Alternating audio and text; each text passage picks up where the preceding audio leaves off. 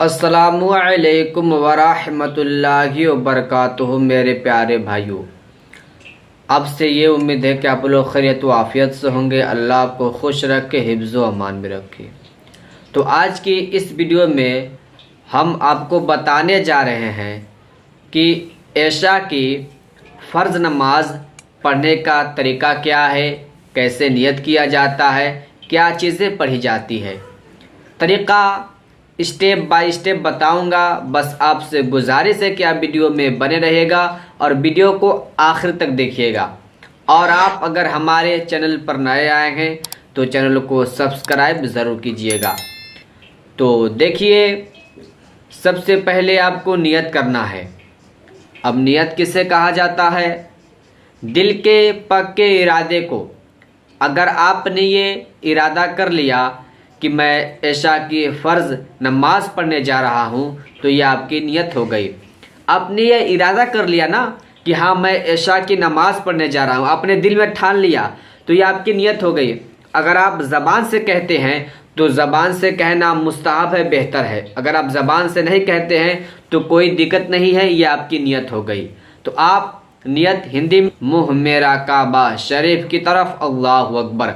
अब इसके बाद आपको दोनों हाथों के कान के लौ तक ले जाकर नाफ के नीचे नियत बांध लेना है। नियत बांधने के बाद आपको पढ़ना है साना सुब्हानकल्लाहुम्मा व बिहम्दिका व तबारक अस्मुका व तआला जद्दुका व ला इलाहा गैरुका। इसके बाद पढ़ना है औज़ु बिल्लाहि मिनश शैतानिर रजीम बिस्मिल्लाहिर रहमानिर रहीम।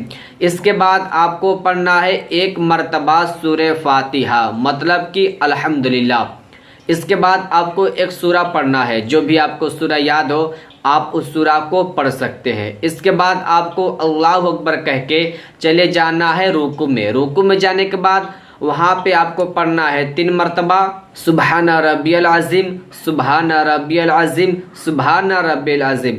अब इसके बाद आपको रुकू से खड़े होना है समीअल्लाहु लिमन हमीदा रब्बना लकल हम्द कहकर। अब इसके बाद आपको अल्लाहु अकबर कह के चले जाना है सजदा में। सजदा में जाने के बाद वहाँ पे पढ़ना है 3 मरतबा सुबहान रब्बियल आला, सुबहान रब्बियल आला, सुबहान रब्बियल आला। तो ये आपकी एक रकात नमाज मुकम्मल हो गई।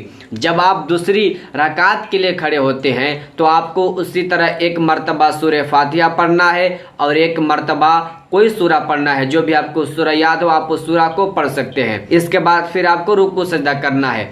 जैसे आप पहली रकात में रुकू सजदा किए और जो चीज़ रुकू सजदा में पढ़े उसी तरह दूसरी रकात में भी पढ़ना है। इसके बाद आपको रुकू सजदा करना है। जब आपकी 2 रकात नमाज हो जाती है तो आपको तशहुद में बैठ जाना है। तशहुद में बैठ जाने के बाद तहियात पढ़ना है। तहियात पढ़ने के बाद फिर आपको तीसरी रकात के लिए खड़े हो जाना है। जब आप तीसरी रकात के लिए खड़े हो गए तो आपको सिर्फ और सिर्फ एक मरतबा सूरे फातिहा पढ़ा जाता है।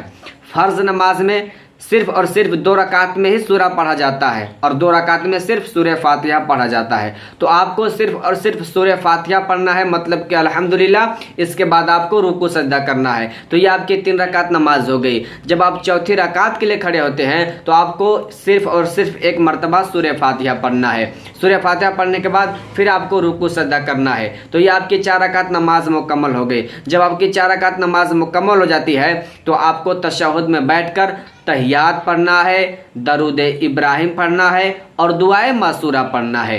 इसके बाद फिर आपको दोनों तरफ सलाम फेर देना है। तो यह आपकी ऐशा की 4 रकात फ़र्ज़ नमाज अदा हो गई, मुकम्मल हो गई। और अगर वीडियो अच्छी लगी हो तो वीडियो को लाइक और शेयर ज़रूर कीजिएगा ताकि हर मुसलमान तक ये वीडियो पहुंच जाए। और मुझे उम्मीद है कि आप इस वीडियो में अच्छी तरह से समझ गए होंगे। तो चलिए, वमा अलैना इल्लल बलाग, अस्तगफिरुल्लाह रब्बी मिन कुल्ली ज़ंबी व अतूबु इलैह।